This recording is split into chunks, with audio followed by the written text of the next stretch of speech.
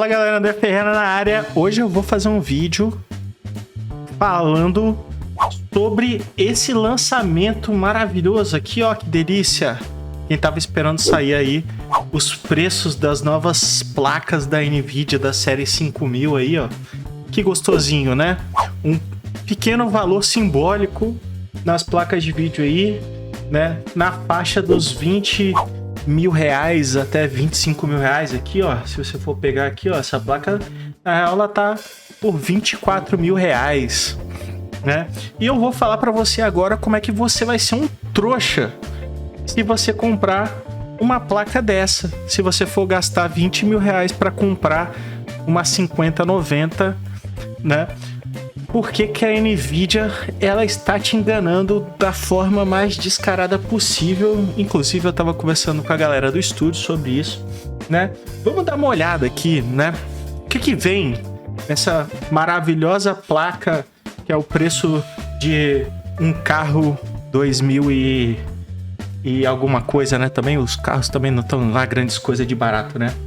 Mas vamos lá. O que nós temos de inovação numa placa da série 5 aqui, tá? Eu vou aumentar aqui para ficar mais fácil para a gente conseguir ver as especificações maravilhosas dessa placa. Nós temos aqui 32 GB de memória RAM DDR7. Ok. A título de comparação, aqui no meu computador eu tenho uma 4090. A minha 4090 ela tem 24 GB de memória RAM. GDDR6, se não me engano, tá? GDDR6X, tá? Então a gente passa aí dos 24 GB para os 32. Você pode pensar, caramba, quanto evoluiu, quase o dobro aí, pá, blá, blá, blá. Ok? E a gente tem aqui um aumento para 21 mil CUDA cores, tá? Para quem manja um pouquinho mais aí, sabe que as placas da Nvidia, elas têm microprocessadores independentes ali para processamentos gráficos, de shading e de algumas outras coisas, né? Inclusive também a gente tem Tensor Cores para processamento de modelos para inteligência artificial. Então a gente teve aí um aumento de núcleos CUDA para 21 mil. Eu não lembro exatamente quanto que é a quantidade de CUDAs da 4090, mas obviamente que é um pouco menor. Mas não vai ser nada absurdo, tá, galera? No máximo que a gente vai ter aqui é um aumento, sei lá, 2 vezes a quantidade de CUDA cores, tá? E aí vamos continuar. Renderização por rede neural utilizando IA no DLSS 4. Aí a gente vai falar sobre esse cara aqui, ó, Multi-Frame Generate. Como que a Nvidia tá te enganando de forma descarada, tá? Por que que eu vou... por que que isso acontece, né? Você deve estar se perguntando aí, tá? Com certeza quem tá aí alvoroçado para tentar comprar uma placa dessa deve ter olhado uma porrada de vídeo de uma galera falando sobre placas de vídeo e falando sobre essa questão do Multi-Frame Generate, tá? E aí eu vou dar uma ponderação com relação a quem desenvolve jogos, né? Eu desenvolvo jogo, para quem não sabe, eu tenho um estúdio de jogos, eu mexo com Unreal e a gente mexia com Unity, então a gente está envolvido diretamente nessa questão aqui, tá? Primeira coisa que eu vou colocar em destaque aqui para vocês com relação a isso, tá? Aqui é o site oficial da Nvidia, tá? Lá, quando você vai implementar o DLSS dentro do seu jogo, você vem nesse site aqui e você baixa o SDK para Unreal ou para Unity do DLSS, beleza? Então aqui você vai ter separadinho aqui, ó, o Frame Generate e tudo mais, e você tem um SDK aqui que você pode baixar, que é o que eu uso no Tales of Shadowlands, tá? Que a gente tá aqui com a versão 3.7, então quer dizer... A Nvidia, oficialmente, ela ainda não liberou o SDK do DLSS 4 para os desenvolvedores. Alguns poucos desenvolvedores no mundo tiveram acesso ao DLSS 4 e poderam implementar nos seus jogos. Provavelmente, obviamente, que são estúdios mais amigos da Nvidia para fazer showcase. Para a Nvidia poder fazer um videozinho promocional de marketing com o Cyberpunk rodando a 200 frames por segundo, Tá? Mas oficialmente, para nós meros mortais que tem estudos menores, a gente ainda não tem acesso ao DLSS 4. Então, aqui na versão 3.7, que é a última versão liberada para a NVIDIA, a gente já tem aqui o DLSS Frame Generate, que foi liberado na série 4000, tá? Na série anterior, né? Que tem suporte para o DLSS 3. E a gente tem algumas outras coisas aqui, o Upscale, o Super Resolution. E aí eu vou falar como é que funciona esse processo internamente, porque eu já fiz a implementação do DLSS algumas vezes na Unreal, né? Então quando você baixa esse SDK aqui, a gente tem várias versões da Unreal que você pode baixar, né? Até a 5.4, que é uma das mais recentes. Você baixa esse SDK e você adiciona os arquivos da NVIDIA dentro do seu projeto ali na parte de plugins. E aí quando você faz isso, não quer dizer que o DLSS está funcionando, beleza? Você precisa fazer algumas configurações, e aí junto com esse pacote de SDK vem uma documentação também. Nessa documentação, o que é recomendado para a NVIDIA, e a gente pode até fazer o download aqui para poder falar isso de uma forma extremamente precisa olhando a própria documentação, é que é o seguinte: o que você faz na prática? Você liga o DLSS e pronto, acabou? Não, você precisa fazer algumas alterações no seu software, tá? No seu jogo ali, para o DLSS conseguir funcionar bem. A coisa que é mais importante é você reduzir um parâmetro dentro da Unreal que se chama Screen Percentage, tá?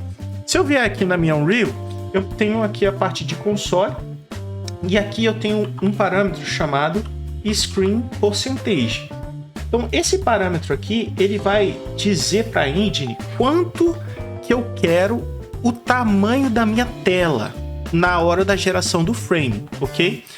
Normalmente esse parâmetro ele vem setado por default, né? Na engine ele vem setado em 100.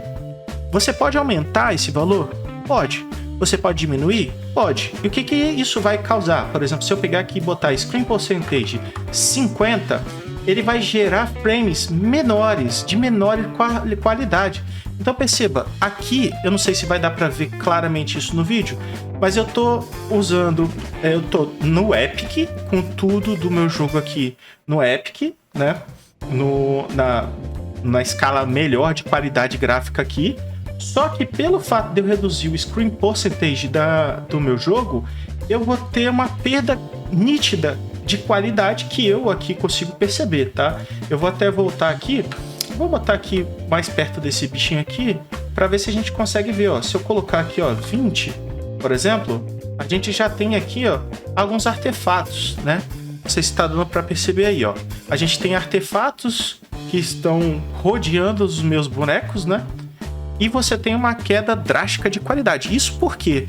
Porque a engine, a Unreal, ela vai estar renderizando isso com um percentual de 20% do tamanho da minha tela. Então, se eu tenho uma tela de 4K, ela vai estar renderizando os frames 20% disso, né?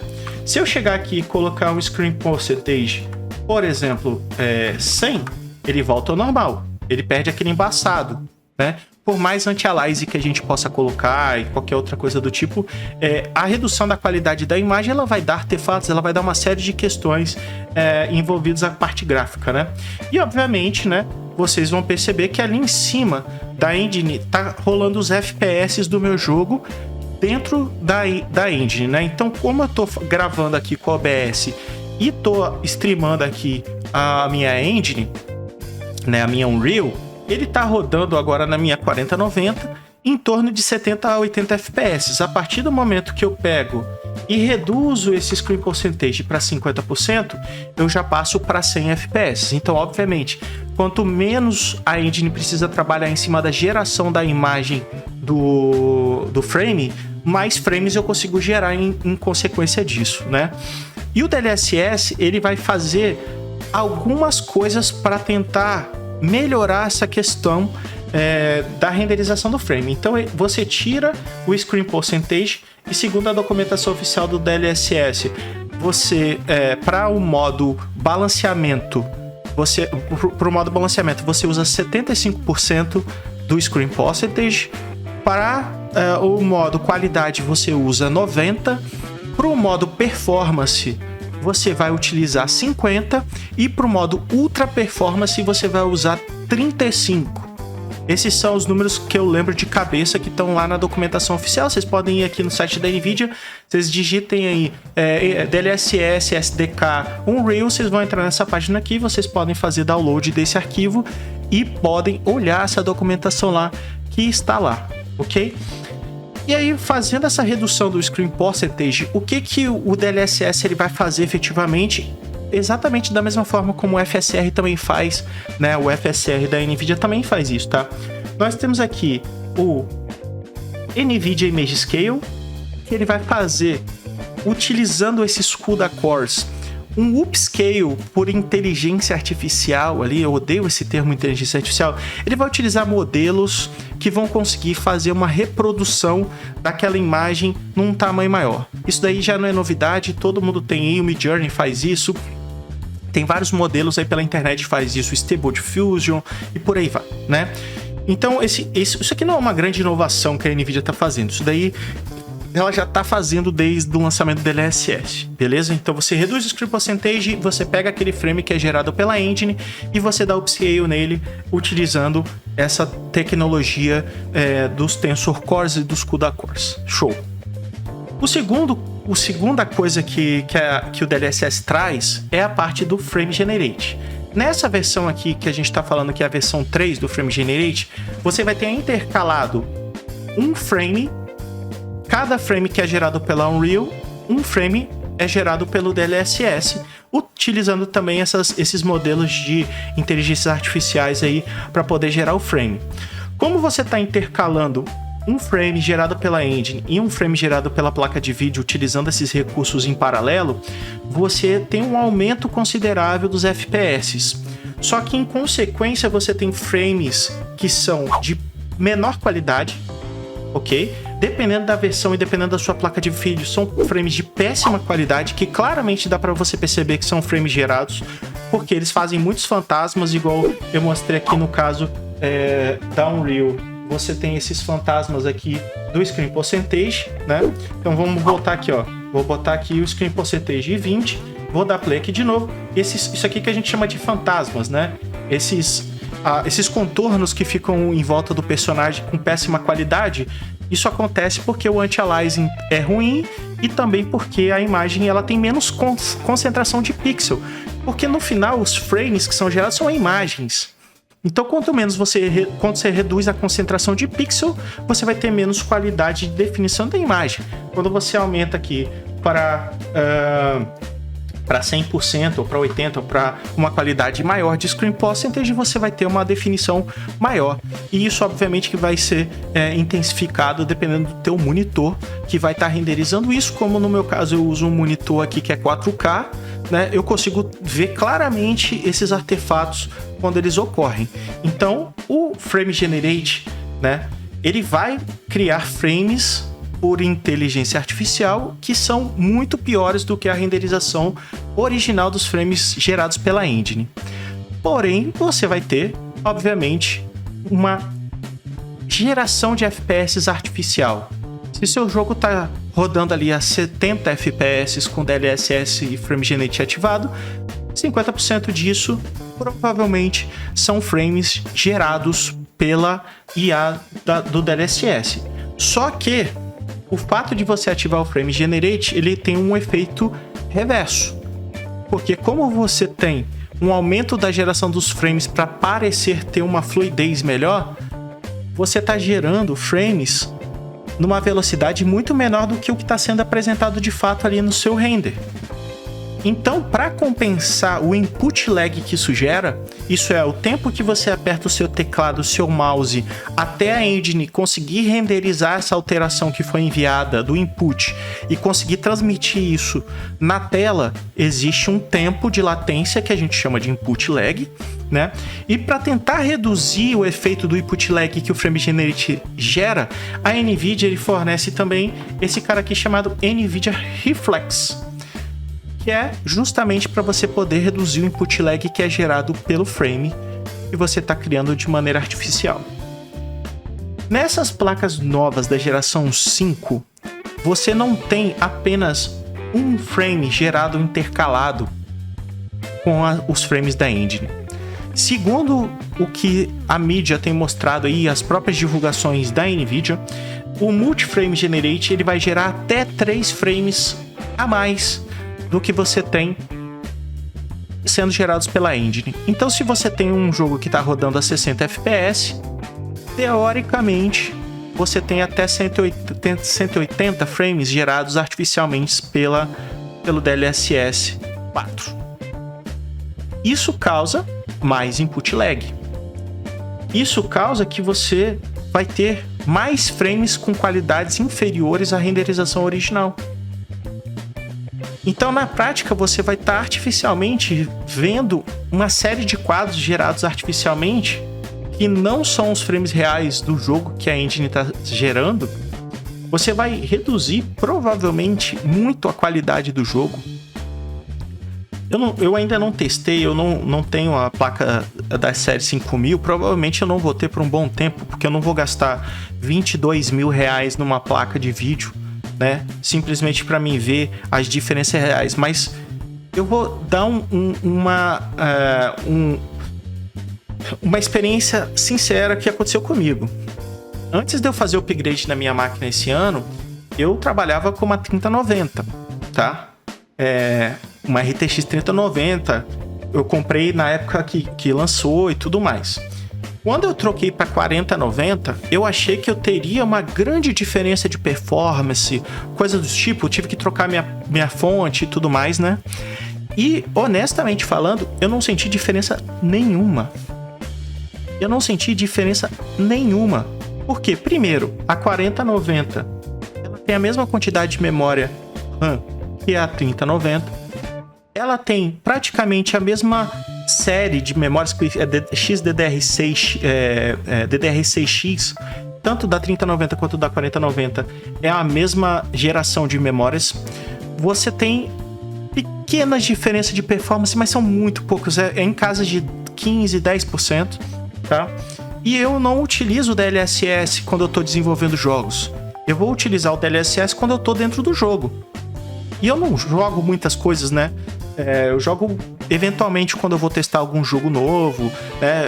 O último jogo que eu joguei de fato, assim, que eu fiquei um mês inteiro jogando foi Path of Exile 2.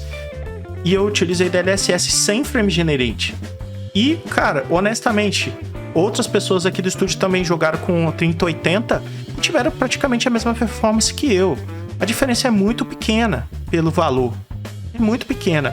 E principalmente meu recado agora vai para quem desenvolve jogos. Tá ligado? A galera do grupo do Usme Academy, eu vou falar diretamente para vocês isso.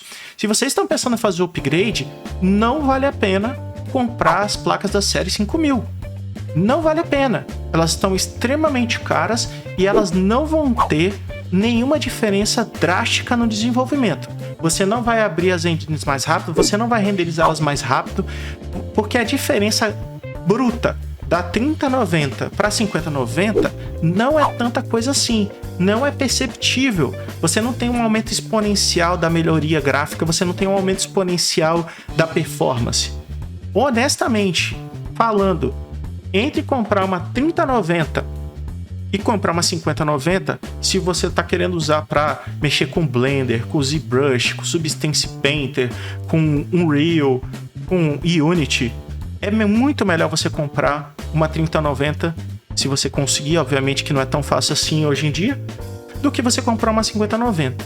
Não vale o preço, no meu ponto de vista, não vale o preço de forma alguma. Primeiro que a gente não tem o DLSS 4 disponível para você poder utilizar. Segundo, que esse Frame Generate, Multiframe Generate, a gente vai ter que ver como é que isso vai se comportar. Terceiro, você hoje provavelmente não vai ter nenhum jogo que utiliza isso, porque os estúdios vão ter que baixar a SDK, instalar nos seus jogos, rebuildar para subir na Steam. Tá? Ainda tem um outro ponto agravante aqui que eu gostaria de citar, que é o seguinte: as especificações que, pelo menos aqui no site da Kabum está mostrando, é que as placas da série 5 vão utilizar o DirectX 12 Ultimate. A galera já sabe. O último teste do TOS ano passado, a gente fez a build utilizando DirectX 12. 50% das pessoas não conseguiam entrar no jogo porque crashava de formas que a gente não sabia o que estava acontecendo. O que a gente teve que fazer? No segundo dia de teste, recebendo dezenas de reclamações de pessoas que estavam baixando o jogo e não conseguiam jogar, eu tive que fazer uma build com o DirectX 11. Quando eu refiz essa build e subi na Steam, 100% das pessoas conseguiram entrar no jogo e jogar. E aí depois eu fui procurar outros jogos que também são feitos em Unreal, e esse problema do DirectX 2 acontecia em vários jogos. Não foi só no DOS. Vários jogos com problemas relacionados ao DirectX 12. E aí aqui a gente tem aqui o site da NVIDIA falando sobre o que veio de inovação no DirectX 12 Ultimate, que é essa versão. Primeiro ponto de todos, isso aqui só tem suporte no Windows 11. Tá? Então se você tem Windows 10, como é o meu caso, eu não utilizo o Windows 11, eu já não vou poder utilizar o DirectX 12 Ultimate. A não ser que a Microsoft, por algum motivo divino, eles falem que vão fazer compatibilidade para o Windows 10, porque até então isso aqui é para o Windows 11, porque não tem mais suporte, a Microsoft não dá mais suporte ao Windows 10, né? Eles estão querendo forçar todo mundo a ir para o Windows 11, e o DirectX 12 Ultimate ele vai ser alguma coisa que você vai precisar instalar no seu computador, obviamente, para poder utilizar.